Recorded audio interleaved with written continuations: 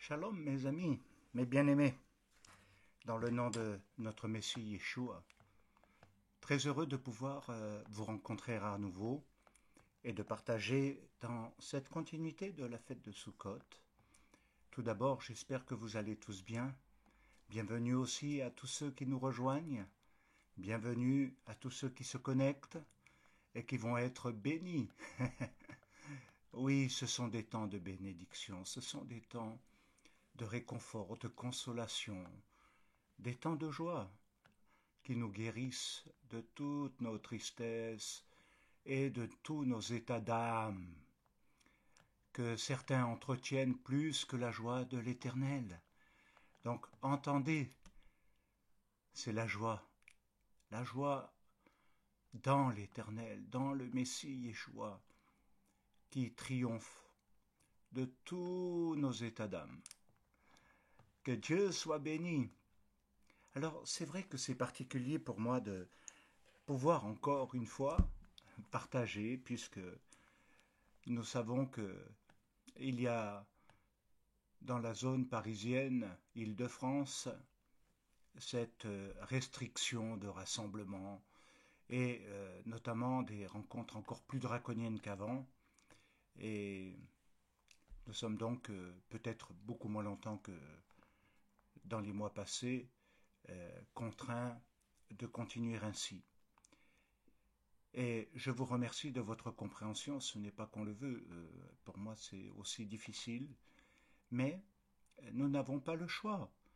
Et heureusement que Dieu nous a donné ce moyen de pouvoir rester en contact, en relation, en lien, et de pouvoir se bénir et de vous bénir dans ce temps de Sukkot.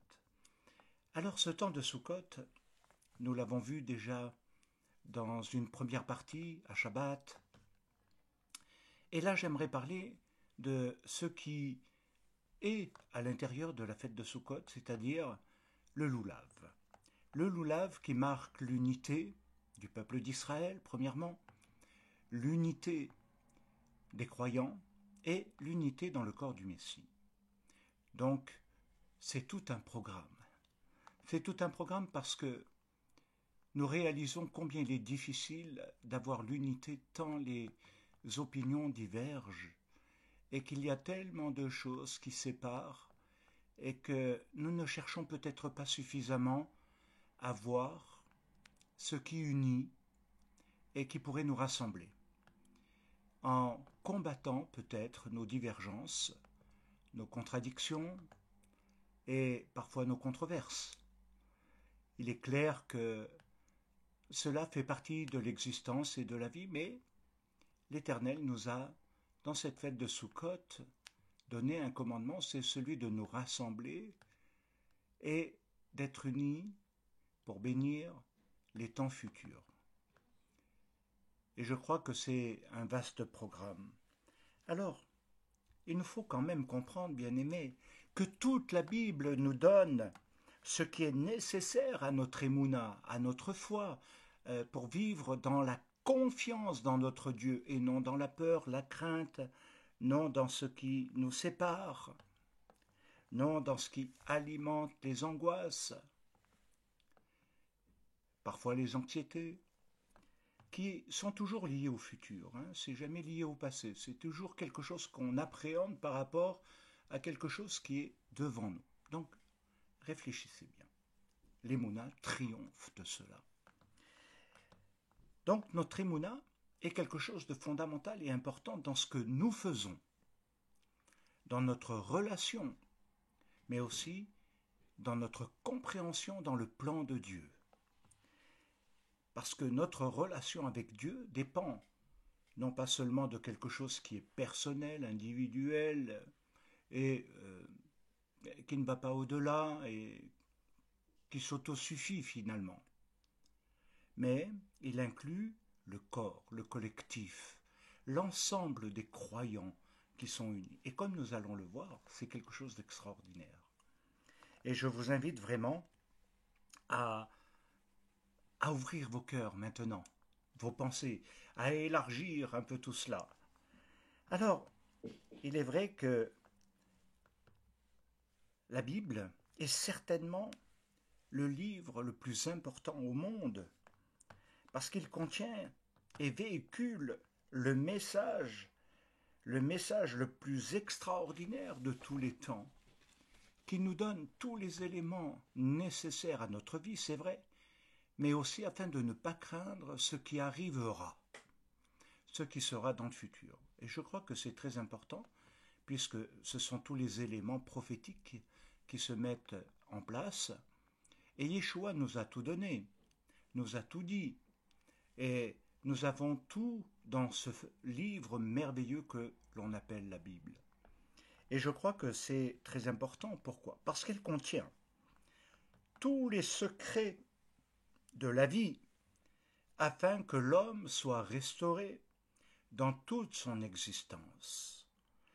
Ce qui doit nous caractériser, c'est Besimcha Tamid. C'est Besimcha Tamid. Besimcha Tamid veut dire toujours joyeux et non continuellement triste, ou peu joyeux et souvent triste, et d'être déséquilibré dans nos fonctionnements. L'Éternel nous appelle à être toujours joyeux. Besimcha Tamid. Et je crois que c'est quelque chose de très important. Pourquoi? Parce que c'est aussi quelque chose que Shaoul de Tarse a établi un peu comme une règle et que nous trouvons dans l'épître aux Philippiens qui s'appelle tout simplement l'épître de la joie, où il dit « Soyez toujours joyeux, je le répète, réjouissez-vous toujours dans le Seigneur ».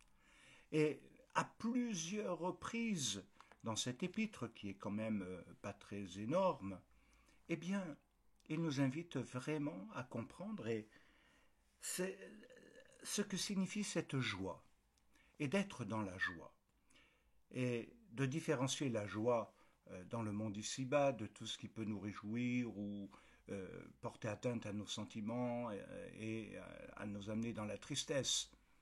Il nous parle de la joie céleste, la joie de Malchut, la joie de ce royaume de Dieu, la joie de la vie et la relation avec notre Messie, la joie de notre rédemption, la joie de notre salut. Et il nous faut peut-être nous rappeler que nous avons été sauvés à un grand prix. Et que ce n'est pas simplement une théologie, le salut, mais que c'est une expérience vécue au plus profond de nous-mêmes, qui nous a transformés, qui nous a changés, mais qui aussi nous a fait découvrir l'amour du Père, qui nous a fait découvrir quelque chose de plus fort et qui nous lie à lui. Et je crains que parfois on l'oublie trop facilement parce qu'on est plus influencé par son monde extérieur que par le monde d'en haut. Et c'est peut-être l'occasion, aujourd'hui, de changer. Alors, réjouissez-vous toujours dans le répète, je le répète, réjouissez-vous toujours. Alors qu'est-ce que cela veut dire aussi? C'est que le bien-être intérieur n'est pas un état d'âme. Et je crois qu'il faut bien différencier cela. Ce n'est pas un état d'âme, c'est avant tout une question de volonté. On peut se laisser envahir et accepter cet envahissement négatif, ou bien on peut le contrer. On a un choix. Et je pense que des fois, on laisse trop souvent les choses négatives nous envahir, nous conditionner et malheureusement nous entraîner dans la mauvaise pente. Malheureusement, bien aimé. Alors, je vous invite là, dans cette étude, à réagir, à avoir une réaction. Quelque chose qui va vous redonner la vie, l'espoir, l'espérance, mais également qui va transformer vos états d'âme. Si vous entendez et si vous le voulez, si vous mettez votre cœur et votre volonté en action, si vous priez pendant ce temps de message, vous ferez une expérience qui fera la différence des autres jours de l'année et de votre vécu, et qui vous donnera un autre vécu. Oh, extraordinaire, bien-aimé! J'aimerais tellement que vous l'entendiez, tellement que vous le saisissiez avec votre cœur, mais aussi avec la force de votre volonté. Vouloir, c'est pouvoir. Bien-aimés, je crois que vous l'avez entendu. Alors, il est enseigné que le bonheur ne dépend pas des causes extérieures, comme on l'a vu un petit peu, mais de l'homme lui-même. Le bonheur ne dépend pas des choses extérieures, mais de l'homme lui-même. C'est être satisfait, autrement dit. Plus je nourris la satisfaction, et plus je perds ma joie, qui fait place, malheureusement, à la tristesse. Or, pour servir le Seigneur de tout notre cœur et de toute notre force, un élément est vital, c'est la joie de le servir. Pas seulement la joie de lui appartenir, la joie de le servir. Non comme quelque chose qui constitue pour beaucoup de gens parfois des contraintes, des fardeaux, des difficultés, des combats, etc. Servez l'Éternel avec joie. Servez l'Éternel avec joie, nous est-il dit. Mais effectivement, nous comprenons que la joie est un élément clé pour avoir le dynamisme, la ferveur et le zèle, etc. Et que ça donne une force qui dépasse toutes les autres forces négatives. C'est très important. Pourquoi? Parce que pour le servir avec joie, il faut être tout simplement pleinement satisfait. Alors nous savons que nous sommes dans un monde de l'insatisfaction constant, total, jamais heureux, jamais bien, c'est jamais assez, c'est toujours trop peu, il y a toujours à redire, il y a toujours quelque chose qui entrave et qui bloque finalement la satisfaction qui devrait devenir un bouquet de joie. Il y a tellement de choses, tellement de choses. Peut-être que vous ne le réalisez même pas parce que vous êtes tellement imprégné de cela que vous vous laissez embarquer comme si c'était normal et naturel. Eh bien, laissez-moi vous dire, bien-aimés, c'est non. Non, ce n'est pas normal. Non, ce n'est pas naturel. Ce n'est pas ce que Dieu veut pour vous, pour moi, pour nous. Donc, réagissons. Alors, il nous faut comprendre le principe de la satisfaction pour le servir avec joie. Elle doit faire partie intégrante de notre vie et de notre vie spirituelle. Ça doit être en harmonie, uni. Ce qui signifie tout simplement que la joie, dans ce que le Messie Yeshua nous a enseigné dans la fête de Sukkot, est fondamentale. Parce qu'il nous dit que la joie est toujours le résultat d'une action. Ah, vous comprenez que c'est quelque chose de beaucoup plus important, bien-aimé. La joie est toujours le résultat d'une action, tandis que ce qui procure la tristesse de vie et de l'âme est toujours lié à l'immobilisme. C'est l'absence de réaction dans les problèmes ou dans les choses, mais vous l'entendez bien et vous le comprenez bien. Maintenant, bien-aimé. Ce qui veut dire tout simplement que ce qui n'a pas d'action tourne autour d'eux-mêmes, de leur état d'âme, de leur personne, et restent enfermés dans les choses où ils font mijoter à nouveau tout le négatif et tout ce qui ne va pas et tout ce qu'ils voudraient et qui donne et procure l'insatisfaction. Alors, bien-aimés, la Torah nous invite quand même à comprendre que derrière cet immobilisme, ce qui donc n'a pas d'action, c'est, en d'autres termes, un état de paresse. Il y a une paresse spirituelle.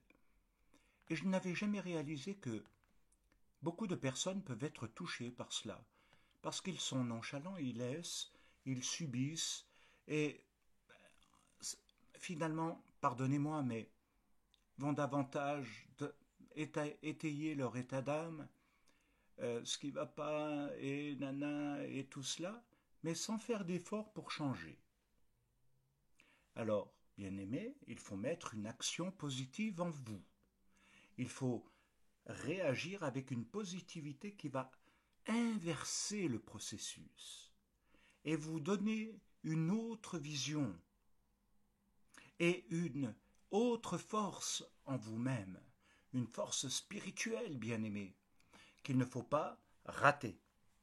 Alors, ce qui va venir est très important parce que si on veut sortir de l'immobilisme, c'est comprendre que ce qui procure la joie, c'est donc l'action, mais également elle va donner la ferveur. La ferveur est nécessaire dans tout ce que nous allons faire. La ferveur, c'est un niveau supérieur. On peut faire les choses parce qu'il faut les faire, mais sans aucun sentiment, sans conscience qu'on le fait pour Dieu. Et c'est ce qui peut-être crée la difficulté. Or, si nous entrons dans le principe de la ferveur, un feu, eh bien, ça va tout changer. Il est donc nécessaire d'avoir la clé pour faire démarrer le moteur en vous et vous donner la possibilité de le mettre en route, ce moteur, et de pouvoir vous réjouir et de pouvoir dépasser le cap, le moteur de l'âme. Oui, bien-aimé, pour que sa puissance se déclenche et se manifeste, alors avoir la joie dans toutes nos actions assure la bénédiction sur soi et les autres. C'est fondamental. Elle nous donne la vie en abondance, comme dit Yeshua dans Yohanan 10.10, quand il s'adresse à ses talmidim et à la foule et aux gens. Il dit « Je suis venu pour que mes brebis aient la vie, et la vie en abondance. » Il ne dit pas seulement pour qu'elles aient un esprit de survie, qu'elles vivotent, qu'elles restent toujours au même niveau, dans toujours ce qu'elles sont. Non, il dit « Je suis venu ». Rappelez-vous cela. Vous dites souvent « Oui, il est venu pour me sauver parce que… » Oui, d'accord, mais il est aussi venu pour que ces brebis aient la vie, et la vie en abondance. Et le terme abondance est périsson. Et périsson signifie tout simplement pour qu'elle soit dans un excès, que mes brebis soient dans un excès de vie. Un excès de vie. Quelque chose qui est hors mesure, qui nous dépasse. Une quantité qui dépasse l'attente. Et ça, c'est le remède à toutes nos déceptions, qui procurent souvent l'amertume. Et je crois que c'est fondamental de le réaliser, bien-aimé. Alors, qu'est-ce que finalement cela signifie? C'est vouloir nous donner une vie bien meilleure que celle que nous avons eue dans l'année passée, les autres années, dans nos fonctionnements, parce que nos cheminements n'ont peut-être pas permis que nous puissions découvrir cela. Et aujourd'hui, c'est quelque chose de nouveau. C'est un message qui s'adresse à vous, à votre cœur. Et nous allons le voir plus loin de manière extraordinaire. Une vie pleine et non une vie qui dépérit. Oh, voilà le sens. Une vie pleine et non qui dépérit, qui tombe dans le déficit d'amour, de joie, de zèle, d'engagement, de motivation, etc. C'est extraordinaire, bien-aimé. Si vous voulez entendre ce message qui libère et guérit, vous le serez. Si vous le recevez dans votre cœur, alors la Torah prescrit le secret qui nous fait accéder à cette plénitude de vie. Dans tout ce qui sera, il faut toujours penser que ce n'est pas le passé qui doit être rempli des faits. On ne peut rien y enlever, rien y ajouter. On ne peut que le transformer. dans notre présent pour vivre un autre avenir. C'est tout. Notre passé peut toujours nous influencer ou toujours être dans notre présent, sans changement, dans une continuité où le passé se reproduit, nos mauvaises actions se reproduisent. Mais nous l'avons vu, nous pouvons transformer. Nous pouvons transformer ce moment. Alors, avoir une plénitude de vie dans tout ce qui sera. C'est vrai que c'est un mystère, et il est écrit dans Vaïkra au chapitre 23 et au verset 40.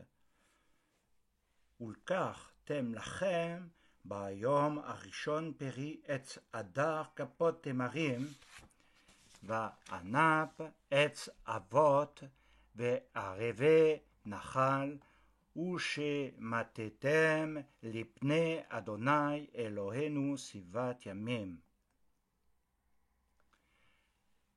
En traduction littérale, il dit « Et vous prendrez ». Et c'est là le point clé par rapport à tout ce que j'ai dit. L'immobilisme vous empêche de prendre. Et là, la Torah nous dit, et c'est le secret, « Et vous prendrez ». Et vous prendrez des beaux arbres,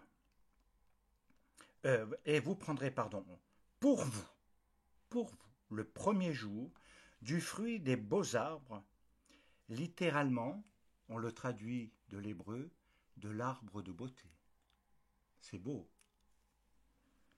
Des branches de palmiers et des rameaux d'arbres touffus de saules des rivières, et vous vous réjouirez. Et vous vous réjouirez, pas n'importe où, pas dans une boîte de nuit, pas dans un bar, pas dans un resto, surtout à l'heure actuelle. Vous vous réjouirez devant l'Éternel, votre Dieu. C'est extraordinaire. Pendant 7 jours. Pendant 7 jours. Il nous est dit dans le livre de l'Apocalypse, au chapitre 7 et au verset 9, quelque chose qui est extraordinaire également, parce qu'il nous amène et conduit à réaliser quelque chose que nous devons prendre en considération et qui nous amène justement à grandir dans les voies de notre Dieu. Et certainement, c'est ce qu'il y a de plus important.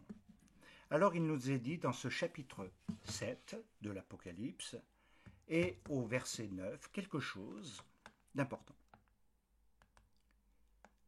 Il y avait une grande foule que personne ne pouvait compter de toutes les nations, mais pas seulement de toutes les nations, de toute tribu, de tout peuple et de toute langue. Et regardez bien. Et ils tenaient devant le trône et l'agneau, revêtus de robes blanches et des palmes dans leurs mains. Oh, c'est extraordinaire, bien-aimés, et je crois que c'est quelque chose que nous pouvons garder dans nos cœurs et dans nos pensées de manière extraordinaire. Et c'est ceci qui va faire toute la différence. Toute la différence. On peut lire dans le livre de Néhémie quelque chose qui est très particulier aussi, auquel très souvent les gens ne pensent pas obligatoirement. Et c'est certainement quelque chose qui est à retenir. Donc dans Néhémie, au chapitre 8 et le verset 15, c'est un passage, je vous le dis tout de suite, qui est merveilleux. Mais je vais le lire à partir du verset 14.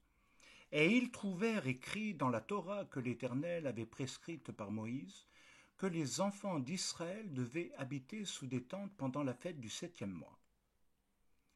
Et proclamer cette publication dans toutes leurs villes et à Jérusalem. Alors, allez chercher à la montagne des rameaux d'olivier sauvages. Extraordinaire ces deux choses qui sont en rapport avec ce que nous avons lu. Des rameaux de myrte, des rameaux de palmier et des rameaux d'arbres touffus pour faire des tentes comme il est écrit.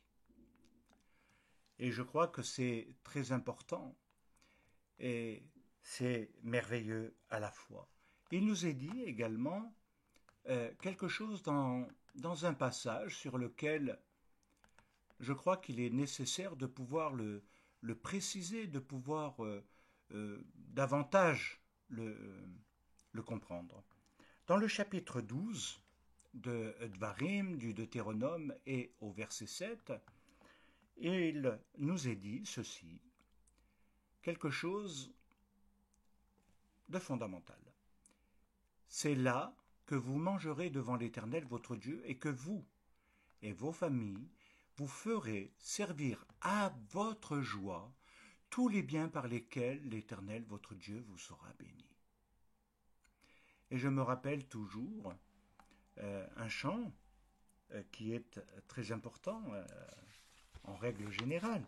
C'est peut-être le moment de se le rappeler, c'est de compter les bienfaits de Dieu dans sa vie et non de compter ses malheurs et les déboires et les difficultés, les combats et toutes les choses négatives. Je crois que apprendre aussi à se réjouir devant la face de l'Éternel, c'est d'apprendre à compter les bienfaits de Dieu et de le remercier. Ça donne un esprit de louange, ça donne un esprit d'adoration, ça donne une attitude de prière, de reconnaissance et d'action de grâce devant sa face. Parce que le reste nous éloigne tellement de cette joie, tellement de cette présence divine. Et je crois que c'est fondamental.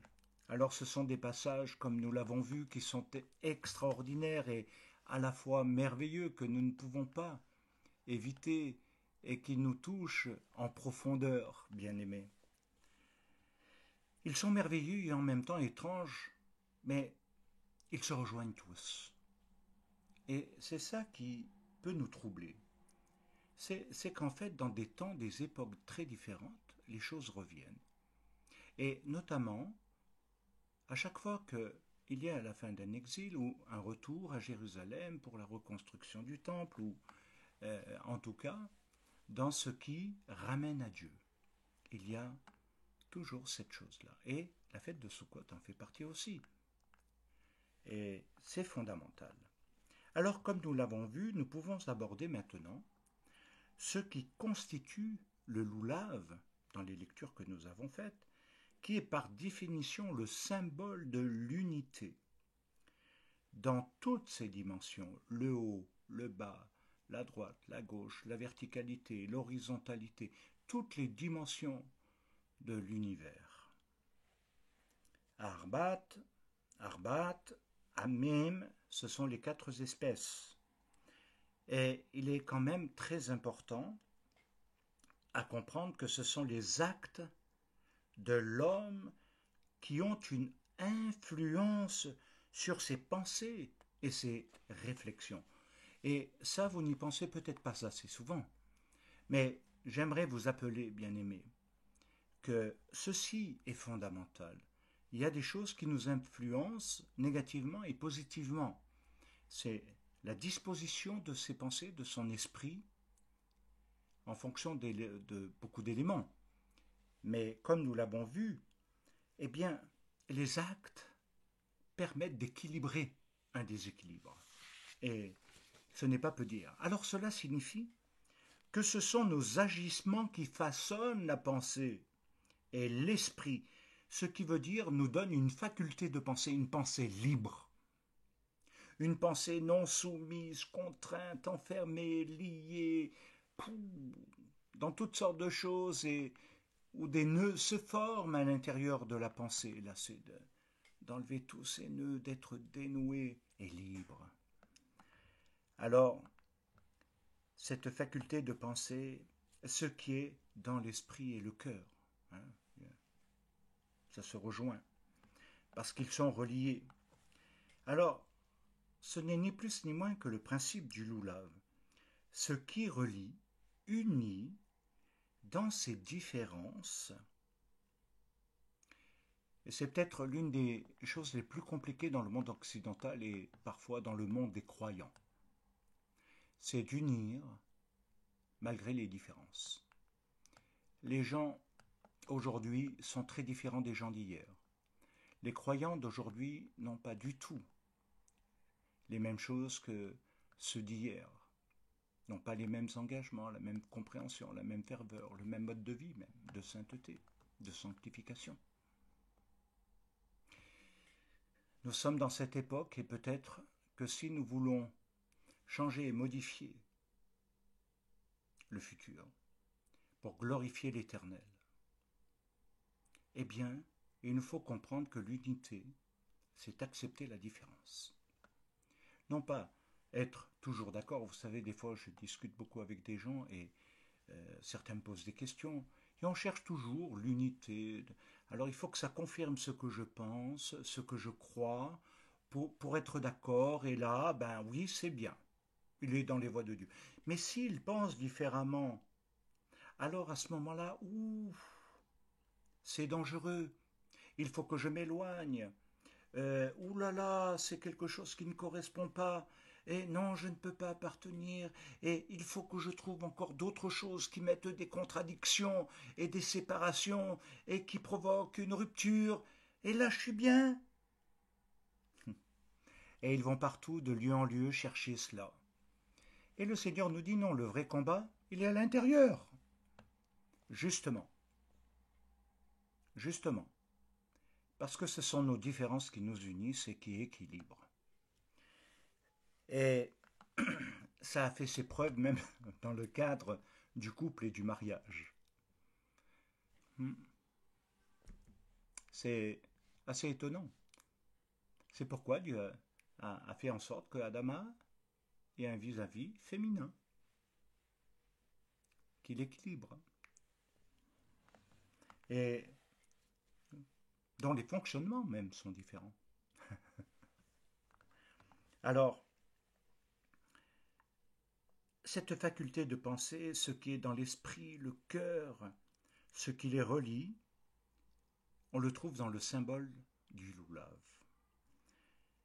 Et il y a quatre sortes différentes, quatre sortes de fruits, d'arbres, etc.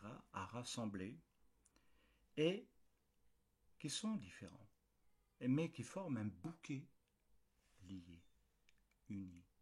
Juste un élément, l'étrog, qui vient se rajouter. Il est indépendant, mais il s'unit à ce qui s'est uni. Oh, extraordinaire. Et ceci nous enseigne que, par exemple, l'étrog, je vais juste donner quelques définitions avant d'aller plus loin, est un gros citron au grand parfum. C'est vrai qu'il est extrêmement parfumé et avec un goût. Et il marque le symbole, parce qu'il est relié, ces quatre espèces, ces quatre fruits sont aussi liés à tout ce que représentent nos fonctionnalités dans notre corps.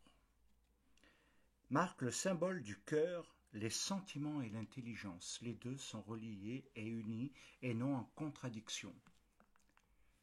Autrement dit, on n'est pas des êtres dichotomiques. Indispensable, ces deux éléments pour servir Dieu. Tu sers l'Éternel avec ton cœur, mais aussi avec ton intelligence. Et je crois, bien-aimé, de tout mon cœur, que c'est ce qui est réellement fondamental pour chacun de nous. Alors le loulav est ce qui le caractérise, c'est sa forme longue, et il devient ainsi en rapport avec le corps humain. Et le loulav, c'est l'élément le plus haut, le plus rigide, ce qui tient les autres. Ce qui tient les autres, ce qui permet que les autres ne tombent, eh bien, il est considéré comme étant la colonne vertébrale. Et vous savez comme moi que sans colonne vertébrale, à ce moment-là, nous ne pourrions même pas marcher. Il y a des choses que nous ne pourrions pas faire, comme nous tenir simplement debout. La colonne vertébrale est quand même un élément clé et fondamental de notre corps. Et il faut, dans le corps du Mashiach, une colonne vertébrale. Et pourquoi? Parce que le loulav est fait pour être agité dans les quatre directions des points cardinaux, et en haut, en bas, à droite, à gauche, avec une bracha, une bénédiction. Et il doit rester droit et tenir les autres. Et tenir les autres. Alors, comme la colonne vertébrale qui sert de tuteur à notre corps. Alors, cela signifie tout simplement, dans le lien, la droiture. Servir Dieu dans la droiture. La droiture de cœur. Vous savez, il y a tellement de chemins sinueux, tellement de routes courbées, tellement de pensées qui vont là et là et là et qui prennent tous les virages possibles, imaginables. Et l'Éternel nous demande de le servir avec droiture. Le troisième élément de ces 4 espèces, c'est le hadas, la plante qui nous rappelle les yeux par sa forme. Le hadas a une forme de yeux. C'est assez étrange. Mais il nous enseigne que nos yeux déterminent beaucoup de choses. La vue, c'est la vision, qui crée ou pas l'appel de Dieu, mais c'est également ce qui nous permet de mémoriser les images. Alors on peut mémoriser le mal que l'on voit, et puis pour aller très vite sur ce plan, on peut être comme Moïse ou comme les prophètes ou comme d'autres qui ont vu les modèles d'en haut, qui les ont mémorisés et qui les ont reproduits. Et c'est ce qui a constitué, par exemple pour Moïse, la construction du Mishkan qui plus tard est devenu le temple. Les fonctions du culte, les fonctions de l'amour de Dieu dans le culte, dans la relation avec le peuple, sa présence au milieu du peuple et en soi. Je crois que il y a quelque chose de très important, c'est que en fait nous reproduisons beaucoup de choses que nous avons vues ou que nous ne voyons pas. Et c'est à réfléchir. Le quatrième élément, c'est la harava. Ce sont des branches fines ressemblant à des lèvres. C'est le symbole du langage et de la parole. Alors il y a des paroles qui bénissent, et ça veut dire qui ont banni le lachon hara, la médisance, parce que ceci est peut-être l'un des points les plus difficiles dans le cadre d'une unité, c'est la manière dont on parle de l'autre. Pas la manière seulement dont on le voit, mais dont on le décrit aux autres, et qui porte atteinte très souvent à l'intégrité de cette personne. C'est ce qu'on appelle également la médisance qui a comme racine maudire. C'est un acte de malveillance envers l'autre. Alors je sais que je pourrais le répéter tous les jours, ça ne veut pas dire que les gens vont l'intégrer parce que le fonctionnement est tellement acquis qu'ils n'arrivent plus à revenir en arrière. Eh bien c'est justement là le jour du combat, le jour de changer, de retrouver une joie. C'est d'entrer dans ce qui bénit. Des paroles qui bénissent, qui encouragent, qui fortifient, au lieu de détruire l'autre, son prochain. Et je crois que c'est très important. Pourquoi? Parce que des lèvres pures, c'est là que peuvent monter nos prières. Et avoir le langage, le parler de la Torah, la langue sainte, la Shon HaKodesh, sans fraude dans le cœur, sans mauvaise intention, sans mauvaise préméditation du mal, sans malveillance, sans utiliser même la Bible ou la Torah ou d'autres passages pour accuser, soi-disant pour dénoncer au nom de la vérité, de quelle vérité parfois. Bien-aimés, réfléchissez. Pourquoi? Parce que ça donne le troisième élément qui est fondamental. C'est là que l'on peut être un enseignant du cœur de l'autre, crédible, un enseignant crédible. Vous savez, il y en a tellement qui peuvent dire des choses, même des vérités qui ne sont même pas en contradiction, même sur le plan doctrinal pour certains, mais il n'y a pas une crédibilité du ciel, un poids d'en haut, et c'est regrettable. Alors, c'est ce qui enseigne, autrement dit, qui instruit, qui fait des talmidim, des étudiants, des élèves qui vont marcher dans les voies de Dieu au travers d'un modèle. C'est pourquoi il est nécessaire et obligatoire de tenir réellement, grouper ces 4 espèces qui sont essentiellement en rapport avec le goût et l'odorat. Et vous savez, dans cette période-là, depuis le mois de mars, depuis pratiquement Pessah, il y a quelque chose qui caractérise quand même le Covid-19. Pardon. Au départ, c'était coronavirus. Eh bien, il y a quelque chose qui le caractérisait dans ses symptômes, la perte du goût et la perte de l'odorat. Et oui, bien aimé, il y avait une perte du goût et de l'odorat. Alors spirituellement aussi, ça veut dire beaucoup de choses. Mais il nous faut comprendre que là, il y a quelque chose qui nous est enseigné. Donc le cédra, je reviens dessus, possède le goût et l'odorat. L'odorat est en rapport avec le nez.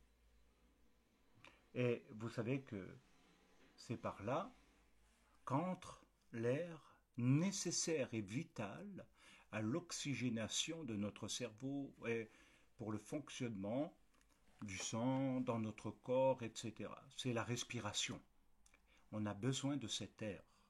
On a 2 airs. Soit l'air du Covid-19, entre guillemets, qui vient, et vous avez dû remarquer, et vous avez certainement entendu, que l'effet négatif du Covid-19, c'est qu'il s'attaque à la respiration, aux poumons, et que tout à coup, l'air intérieur et extérieur est impossible. Et c'est des douleurs terribles. C'est ce qu'on appelle quelque chose qui empoisonne et qui tue. En même temps, nous devons comprendre que nous avons les fosses nasales.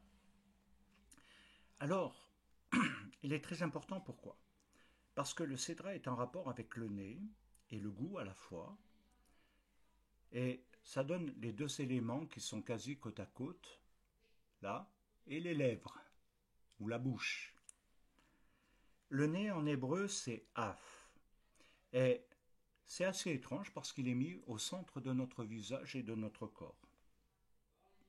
Et c'est vraiment quelque chose qui est au milieu, qui pourrait démontrer qu'il y a 2 parties.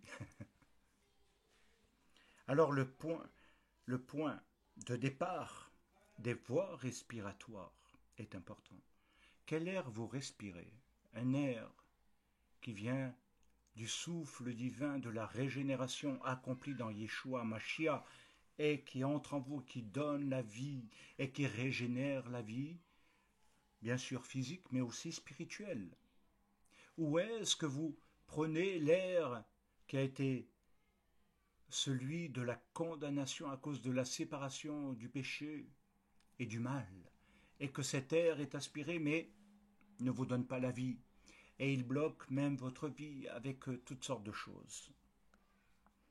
C'est le départ des voies respiratoires. C'est ce qui est vital et nécessaire à la vie qu'il faut comprendre aujourd'hui. La vie physique et la vie spirituelle doivent être un. Autrement, il y a des conséquences. Le haf, donc le nez, possède la capacité de différencier 3000 odeurs différentes. Ce sont des choses extraordinaires. On pensait que, bon ben voilà, on les a jamais comptées finalement. Mais on est capable de différencier 3000 odeurs. Mashiach nous enseigne également qu'il y a le parfum de vie et le parfum de mort. Et les uns dégagent une odeur de vie et les autres une odeur de mort, dit Shaoul de Tarse. Le salut donne une odeur de vie, la rédemption. ce qui est venu lors de cette régénération accomplie par Yeshua, le souffle de vie qui est revenu, et qui veut dire tout simplement une vie spirituelle régénérée, transformée, et une vie physique qui va reprendre un bon fonctionnement dans l'action, dans le comportement de l'homme, dans tout ce qui le caractérise, et qui donne à son tour un parfum et un goût, qu'on appelle le fruit de l'esprit.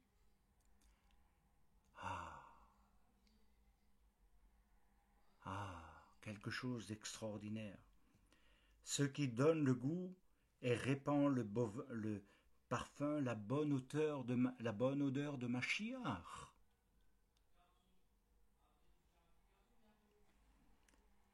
Il nous est dit dans Exode 37, 29 que même l'huile d'onction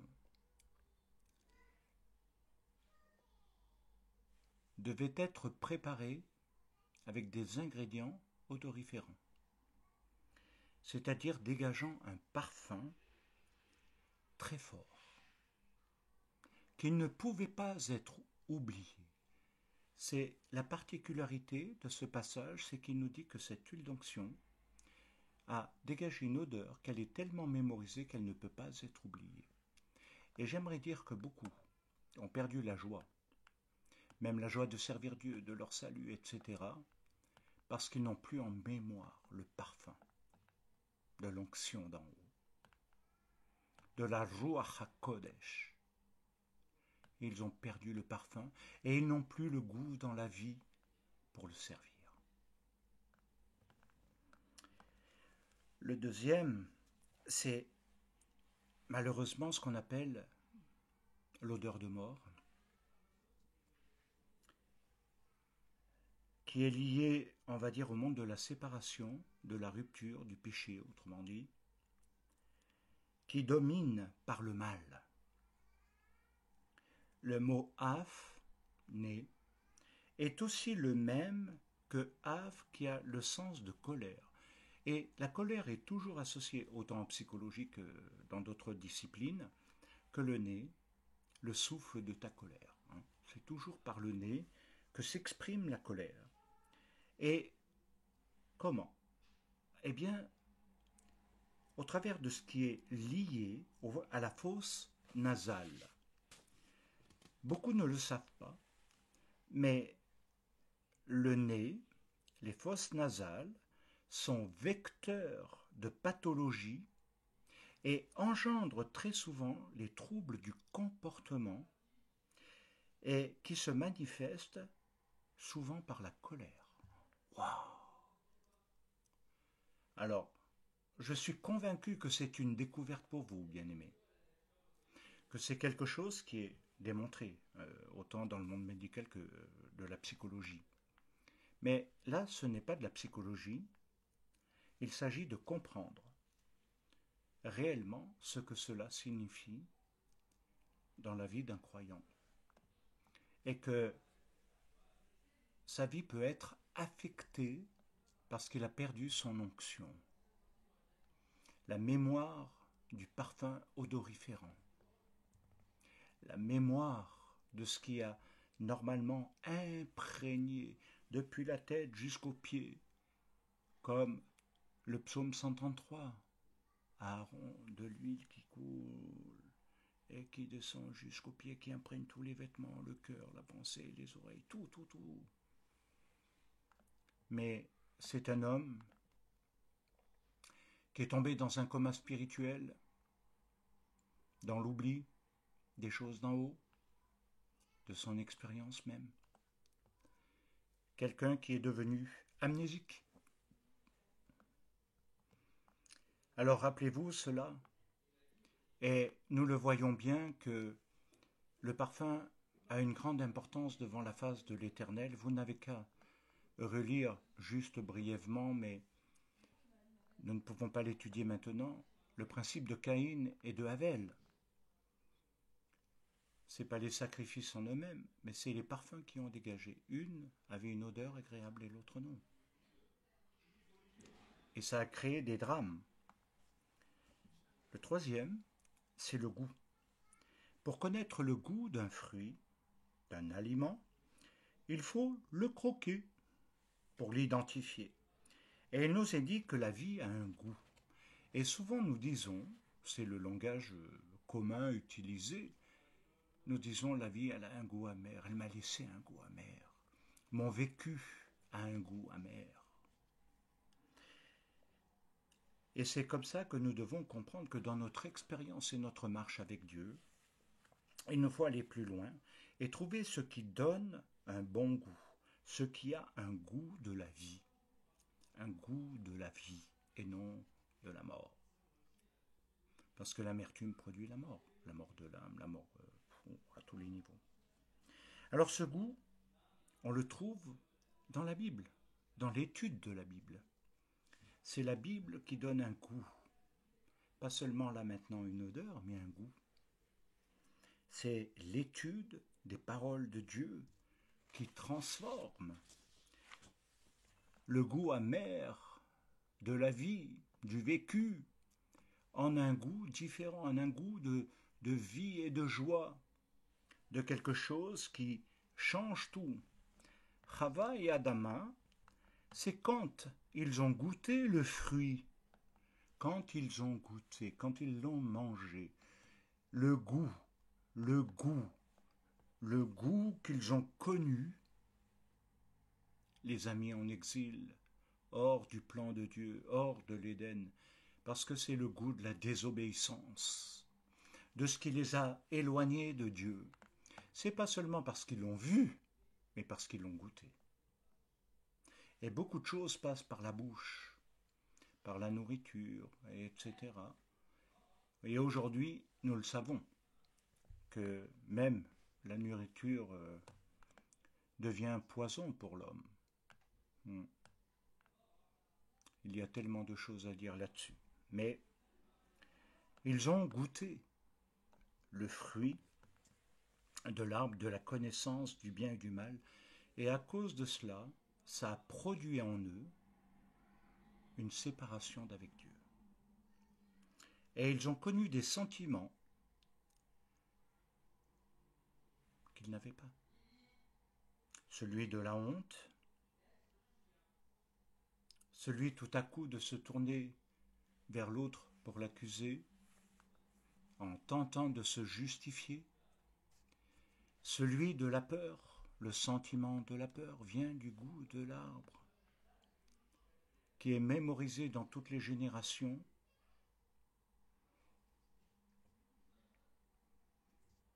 À cause de cette rupture et de la peur et de cette transmission spirituelle. Goûter les paroles de vie du Messie dans son message, dans la Bible, c'est connaître dans sa vie le fruit de l'esprit. La paix, l'amour, la joie, c'est goûter. Parce que il y a eu expérience, quelque chose qui a changé. Alors il est nécessaire de comprendre également que pour croquer, nous avons des dents.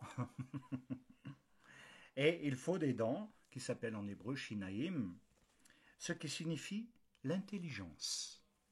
L'intelligence pour les dents supérieures. Vous savez que quand on parle, on articule et il n'y a que le bas qui bouge et qui se relie au haut.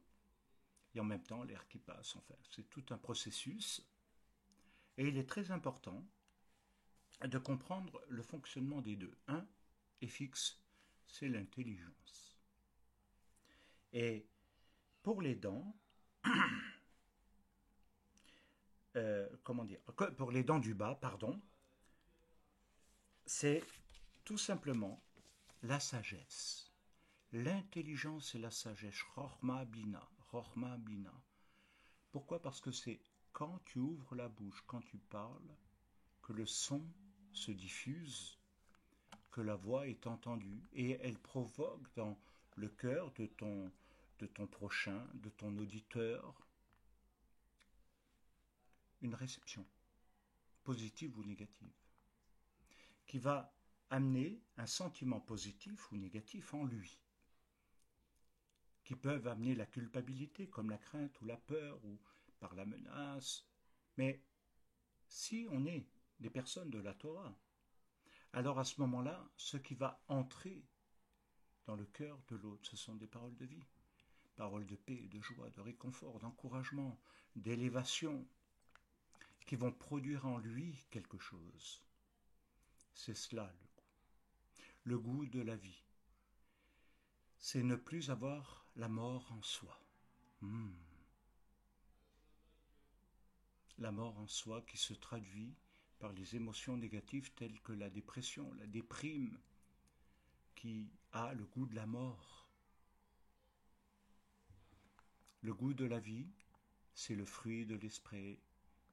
C'est quelque chose d'extraordinaire, la paix, la joie, la patience, etc. L'amour et tout ça. Et c'est quelque chose qui se développe et qui va grandir dans sa maturité. C'est cela l'homme spirituel aussi. Donc, il nous faut comprendre également que ce qui forme les lèvres, la bouche, ce sont aussi des portes d'entrée, ce que nous laissons entrer. Et ce sont ce que nous appelons tout simplement les portes d'entrée du bien ou du mal. C'est le bien ou le mal, hein, comme l'arbre de la connaissance du bien ou du mal qui entre. Mais il nous faut veiller à cela. C'est pourquoi le parler. C'est pourquoi lorsque nous faisons certaines choses, consciemment ou inconsciemment, dans ce que nous disons, parfois sans même obligatoirement le penser, par colère, mais il y a un élément de destruction. Et d'entendre l'autre, eh bien, fait rentrer en nous aussi quelque chose qui peut nous construire ou nous détruire. Et c'est pourquoi je vous invite à mettre des gardes à votre bouche, comme dit l'Ecclésiaste, de mettre des gardes à notre bouche pour ne pas laisser sortir le mal et ne pas faire entrer le mal. De veiller et de tourner parfois, cette fois, sa langue dans sa bouche avant de répondre, avant de dire même parfois des bêtises ou des paroles de jugement qui condamnent l'autre, qui l'enferment. Bien-aimés, nous devons conclure, et ce que je peux vous dire, c'est que comme disait Yeshua Mashiach, que nos paroles sortent de notre bouche pour bénir et non maudire. Que Dieu vous bénisse et vous garde dans toute sa gloire, et que vous puissiez entendre, écouter, réécouter ce qui est nécessaire jusqu'à ce que votre cœur se transforme. Ce n'est pas en une fois, parfois. Mais allez plus loin, priez maintenant, mettez-vous à genoux et dites, Seigneur, transforme ma vie, transforme mon cœur, change-moi, et que je puisse réellement glorifier ton nom, que je ne sois plus sous l'influence du mal, ni dominé par le mal, ni conditionné par le mal, mais je veux te servir avec joie et avoir ta bénédiction sur ma vie, et bénir les autres, et amener les autres à ta connaissance, et que cela transforme notre relation même dans la Keila, avec les nations entre juifs et non-juifs, dans nos différences, rassemblées dans ce loulav, qui va glorifier d'un seul cœur, d'une seule pensée et d'une même âme, notre Dieu, notre Roi, le Messie qui va venir bientôt et qui régnera à Yerushalayim, parce que Sukkot, c'est également dans sa clôture le temps du Khatan et de la Kala. Ça va être Shmini, le 8e jour, le temps des noces. Et il faut le préparer, ce temps. Et ce temps se prépare là, aujourd'hui, pour la Keila qui va accueillir Mashiach. Oh, ce ne sont pas toutes les choses que vous pouvez écouter sur Internet qui vont préparer ce temps. C'est de s'impliquer, bien-aimé, que vous, que toi, ta famille, tes enfants, glorifient l'Éternel et soyez bénis, que ce message soit transmis comme une bénédiction aux Juifs et aux non-Juifs, dans nos différences, unis, et non dans se juger ou de vouloir garder ceci et cela. Alignons-nous, alignons-nous sur celui qui est le maître du monde, sur celui qui a tout accompli, Yeshua, le Messie. Shavuot Tov, que Dieu vous bénisse. Amen ve Amen.